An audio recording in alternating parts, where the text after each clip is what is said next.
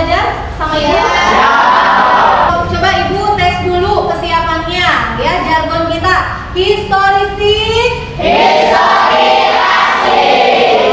Silakan KM-nya ya, dipersilakan untuk berdoa terlebih dahulu. Sebelum kita memulai pelajaran pada hari ini, alangkah baiknya kita berdoa supaya di pelajaran hari ini kita bisa mendapatkan manfaat. Berdoa menurut kepercayaan dan agamanya masing-masing, berdoa dalam hati murni. Selesai.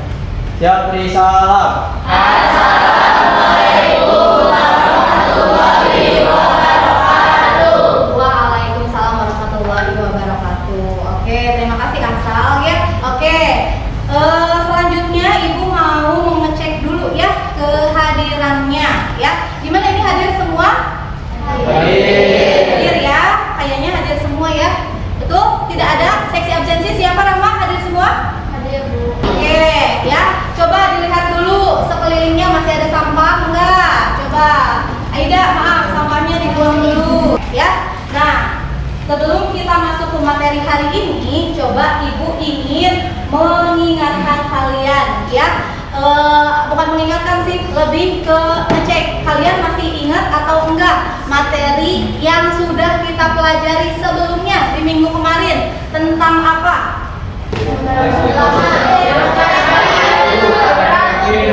Liberal atau apa hubungannya, kaitannya Soekarno dengan masa yang akan datang setelah demokrasi liberal. Ya, kita lanjut. Nah, ini ya. Jadi sebelum kita ke materi, Ibu mau ngasih dulu nih penguatan buat kalian, manfaat gitu ya. Manfaat belajar sejarah itu buat apa sih? Kan kalian suka banyak yang bilang ya, kalau sejarah itu mah masa lalu, ngapain diingat-ingat, yang lalu mah biarlah berlalu. Kita song-song masa depan. Padahal konsepnya gitu nggak? Bisa dibilang gitu, Bu. Yang lalu biar berlalu gitu? Iya. Iya, Bu. Ya,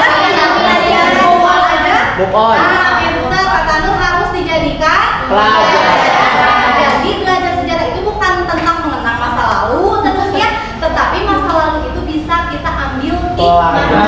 Nih Ibu ambil dari Ibu ambil dari seorang motivator pulung namanya Ahmad Bu Adi. Nih ya caranya. Kalau Ibu bilang Marina, kalian tangannya ke diri sendiri. Marina ya. Kalau Ibu bilang menari, kalian tangannya kayak menari. Terus kalau Ibu bilang menara, tangannya ke atas. Menara. Nih ya, tujuan pembelajaran kita hari ini. Jadi kita belajar hari ini tuh buat apa sih, gitu ya? Jadi nih, setelah kalian nanti belajar dengan menggunakan memodel pembelajaran problem based learning. Jadi hari ini Ibu mau belajar dengan model problem based learning. Dari bahasanya aja kan problem, berarti kita akan belajar dengan berpusat pada masalah. Sekarang kalian, jadi hari ini kita mau belajar tentang apa? Demokrasi terpimpin ya. Terutama dalam materi kebijakan politiknya. Sebelumnya kalian sebelum Ibu bilang demokrasi terpimpin, ada yang udah pernah dengar nggak sebelumnya gitu tentang demokrasi terpimpin itu apa? Oke, Sani, gimana Sa? Jadi demokrasi terpimpin itu sebuah sistem demokrasi yang seluruh keputusan atau pemikirannya tuh berpusat pada Presiden Soekarno. Oke, bagus. Kita masuk. Ibu minta kalian baca dulu modul 5 menit aja, ya. Baca dulu modul. Nanti kemudian Ibu akan meminta kalian siapa yang berani untuk review apa yang kalian baca. Oke, silakan modulnya bisa modulnya bisa diunggah di sini ya. Nah, silakan scan barcode-nya. Buka, Aul.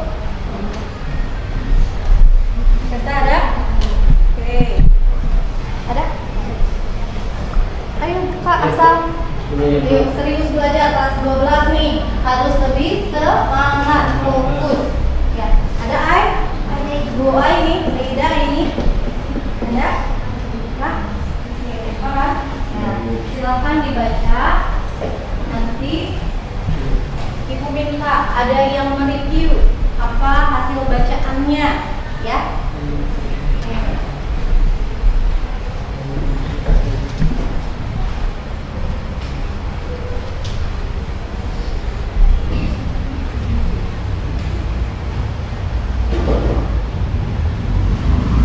Jangan ada yang buka yang lain ya, HP-nya dipakai membaca. Boleh. Ya, sok boleh. Di sini saya akan mereview sedikit apa yang sudah saya baca tadi.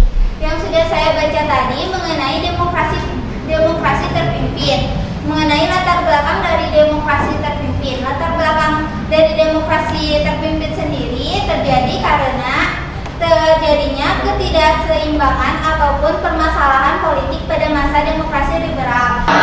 Ya, jadi pada intinya modul itu tentang apa?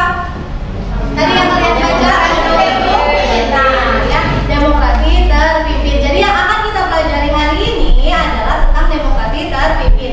Cuman kalau kita belajar tentang demokrasi terpimpin pasti luas bahasannya. Ya, kenapa? Karena yang dibahas itu ya segala sesuatu yang ada pada masa demokrasi terpimpin. Mulai dari kehidupan politik, ekonomi, ya, apalagi kebudayaan, pendidikan dan sebagainya gitu ya, sosial.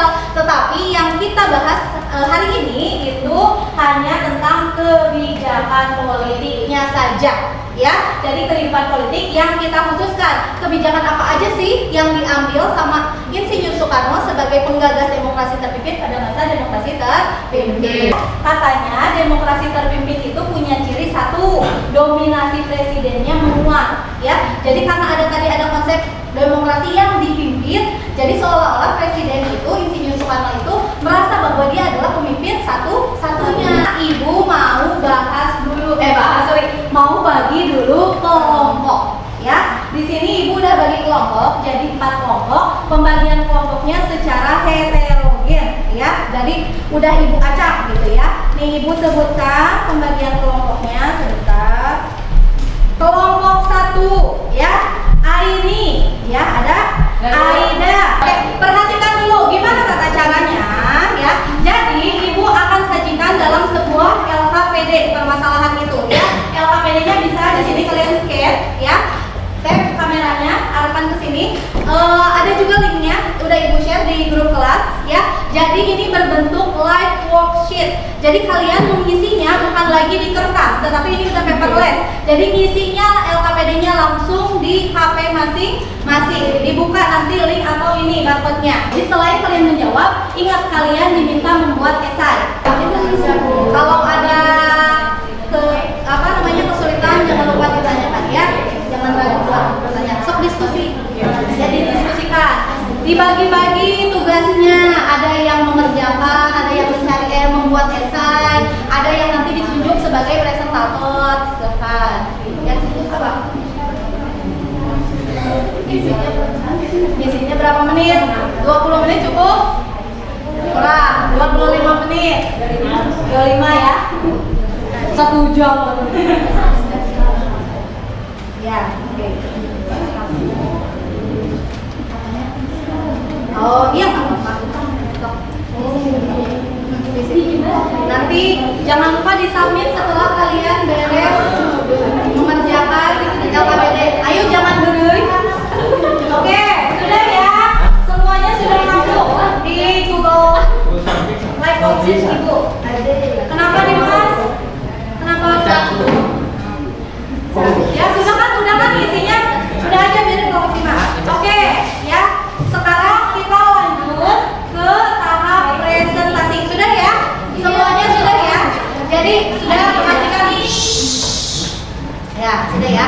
Perhatikan lagi. Setelah kalian diskusi, kita masuk ke tahap presentasi, ya. Di mana kalian setiap kelompok mengirimkan 2 orang saja, 2 orang untuk presentasi, ya. Mempresentasikan apa? Sudah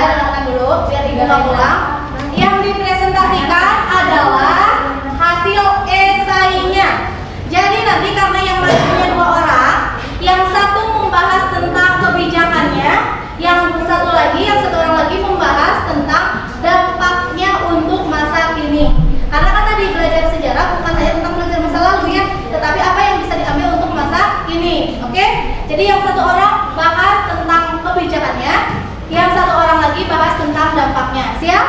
Siap. Assalamualaikum warahmatullahi wabarakatuh. Perkenalkan, saya Ayu dan Nini Aksal. Kami dari kelompok 1 hendak mempresentasikan dengan tema politik mercusuar. Apa itu politik mercusuar? Politik mercusuar merupakan politik yang dijalankan untuk menjadikan Indonesia sebagai mercusuar yang menerangi jalan bagi kekuatan baru yang tumbuh di dunia ini. Politik mercusuar pernah dijalankan oleh Insinyur Soekarno pada masa demokrasi terpimpin pada tahun 1957 untuk politik luar negeri. Kemudian pada masa demokrasi terpimpin, Indonesia telah mencapai prestasi, yaitu menyuarakan negasi bahwa dunia terbagi menjadi 2 blok, yaitu Old Defos atau dalam kurung Old Established Forces dan Nevos atau dalam kurung juga New Emerging Forces. Soekarno berkata bahwa semua ketegangan ini berasal dari pertentangan yang disebabkan oleh Orde Lama dan negara-negara yang baru ada. Imperialisme, kolonialisme, dan neokolonialisme adalah paham-paham yang dibawa oleh negara kapitalis barat. Kemudian Di sini saya akan menjelaskan dampak positif dan negatif politik mercusuar saat ini. Yang pertama, ada dampak positif, dapat menimbulkan kebanggaan bagi bangsa Indonesia karena politik menghasilkan bangunan-bangunan mewah yang bisa dinikmati masa kini seperti Gelora Bung Karno, Hotel Indonesia, dan Monumen Nasional. Dan untuk dampak negatif itu sendiri yaitu bagi ekonomi Indonesia karena memperbesar pengeluaran negara setiap tahunnya. Pengeluaran negara yang membengkak salah satunya berdampak pada tingkat inflasi sekitar 600% di dekade 1990-an. Oke, sekian presentasi dari kami. Lantang, jelas. Materi yang disampaikan gimana? Jelas, benar, jelas. Sesuai dengan sesuainya. Sesuai dengan apa? Tugasnya. Sesuai dengan tugasnya. Terus kalau kata Sani apa? Public speaking-nya bagus, ya Natu ya. Oke, tetapi ada masukan dari Ibu karena di kelompok kalian tadi memasukkan konsep-konsep asing kayak Oldepo, apa? Nepos, itu kan berarti harus ada penekanan lebih. Apa itu Oldepo sama Nepos? Ya, itu aja tapi selebihnya bagus ya. Oke, terima kasih.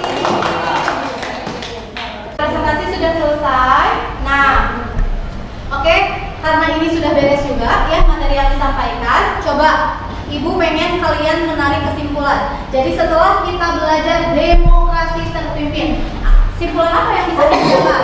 So, setelah tadi kita belajar demokrasi terpimpin, ada kata-kata apa aja yang terngiang di pikiran kalian? Konfrontasi. Oke, jadi pembelajaran untuk kita agar sebagai agar bisa menjadi seorang pemimpin yang baik. Tetapi harus ditekankan, Insinyur Soekarno juga adalah pemimpin yang baik. Negara ini bisa jadi negara besar karena dari Insinyur Soekarno. Cuman mungkin ada beberapa kebijakan yang memang dinilai menyimpang dari demokrasi. Yang mungkin berarti nanti Ibu akan mengadakan kuis di luar pelajaran karena kuisnya itu via kuisis, jadi bisa di mana saja. Sebelum kita pulang, alangkah baiknya kita berdoa supaya kita selamat di perjalanan dan sampai rumah dengan baik. Berdoa menurut kepercayaan dan agamanya masing-masing, berdoa dalam hati mulai. Jabri salam.